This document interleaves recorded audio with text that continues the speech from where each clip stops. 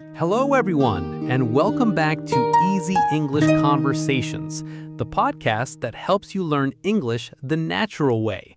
My name is Avery. And I'm Laura. It is great to be with you all again. So, Avery, how was your weekend? It was really nice, thanks. Pretty quiet. I mostly just relaxed and read a book. How about you? Actually, now that I ask, you sound a little bit different today. Is everything all right? You noticed. My weekend was fun, but I think I picked up a little bug somewhere. I'm feeling a bit under the weather, to be honest. I think I'm coming down with a cold. Oh, I'm sorry to hear that. Well, that's actually a perfect, though unfortunate, lead-in to our topic for today. It is? What are we talking about? We are talking all about visiting the pharmacy. You know, that trip you have to make when you get sick and need to buy some medicine. That makes sense. It's a trip I'll probably be making after we finish recording today. And it's true, knowing the right vocabulary can make it so much less stressful, especially when you're already not feeling your best. Exactly. So we're going to cover everything from describing your symptoms to asking for help and understanding the medicine you're buying. So Laura, let's start with you. What are your symptoms right now? Well, right now, I have a classic sore throat and my nose is all stuffy. It's really hard to breathe through it. Right, a stuffy nose. Another word for that is congestion. Do you have a headache or a cough? I have a little bit of a headache, but no cough yet, thankfully. I also checked my temperature this morning with a thermometer and I don't have a fever, so I'm pretty sure it's just a common cold. That's good. It's useful to know the difference between a cold and the flu. The flu, or influenza, is usually much more severe. With the flu, you'll probably have a high fever and really bad body aches and fatigue. Yeah, fatigue is a great word. It just means extreme tiredness. You feel like you have no energy at all. Exactly.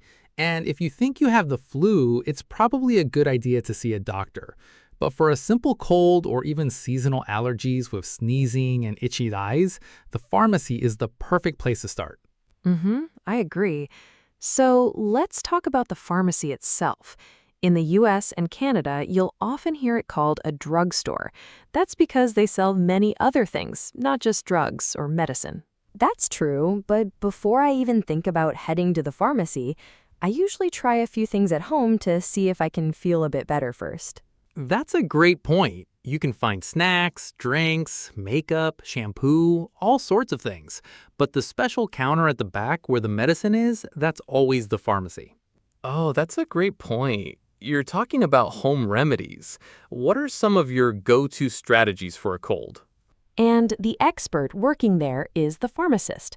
This person is a highly trained healthcare professional. They can give you advice about the best medicine for your symptoms. Right. Now, there are two main types of medicine. The kind you need a doctor's note for is called a prescription. But for a cold, you'll be looking for over-the-counter medicine. Over-the-counter, or OTC for short. It just means you can buy it freely without a prescription, right off the shelf, right? So before we even get to the cold medicine, what else can you typically find in the pharmacy area of a store? Oh, lots of useful things. There's usually a first aid section. First aid refers to things you need for minor injuries, like a small cut or scrape. Right, like bandages, which in British English are often called plasters. You can also get antiseptic wipes to clean a wound and antibiotic ointment to help it heal. You can also find thermometers, pain relievers for general aches and pains, and a whole aisle of vitamins and supplements for daily health. So it's a very useful place. But okay, let's get back to your cold. You've walked into the pharmacy and you see this huge wall of cold and flu medicines. It can be very confusing. It really can. The best thing to do is walk to the pharmacy counter and talk to the pharmacist. Let's do a little role play. You be the helpful pharmacist, and I'll be me. Hello there. How can I help you today? Hi, I'm feeling a bit under the weather. I think I need something for a cold. Okay, I can help with that. Can you tell me your symptoms? Sure, I have a sore throat and a very stuffy nose. I see. And just to be safe, are you taking any other medications regularly? And do you have any allergies? That's a great question. No, I'm not taking anything else, and I don't have any allergies. All right. In that case, for the stuffy nose, I'd recommend a decongestant. And for your sore throat, you could try some pain relief tablets or these throat lozenges. See, that was easy. And asking about other medications is so important because some drugs can have bad interactions with each other. The pharmacist knows all about that. Definitely. So I mentioned a few forms of medicine. Let's quickly go over those. The most common are pills, which can be called tablets or capsules. You swallow them with water. Right. Then for a cough or sore throat, there's often a liquid medicine, also called a syrup. And a lozenge is like a small, hard candy that dissolves in your mouth to soothe your throat. And for a stuffy nose or congestion, you can also get a nasal spray. You'll also see medicines labeled daytime or nighttime. This is a really important distinction. It is. Daytime medicine is non-drowsy. Drowsy means sleepy, so non-drowsy means it won't make you feel tired and you can take it at work. But nighttime medicine often includes an ingredient to help you sleep because rest is so important for recovery. You should never take nighttime medicine before driving a car. Okay, another super useful tip. Let's say you're looking at the shelf. You see a famous brand name and right next to it, the store's own brand. What's the difference? This is one of my favorite tips. We're talking about brand name versus generic medicine. A generic medicine, like the store brand, is usually much cheaper. But does it work just as well? Yes, because it has the exact same active ingredient. The active ingredient is the actual chemical in the medicine that helps your symptoms. That's right. You can look on the back of any box in a section called the drug facts. If the active ingredients and the amounts are the same, the medicine will work the same way. It's a great way to save money. A fantastic piece of advice. So you've chosen your generic, non-drowsy, daytime cold medicine. Now for the single most important step before you even pay for it. And that is reading the label carefully. All the safety information is right there on the box. Yes. First, look for dosage or directions. This tells you how much medicine to take and how often to take it. For example, take 2 tablets every 4 to 6 hours.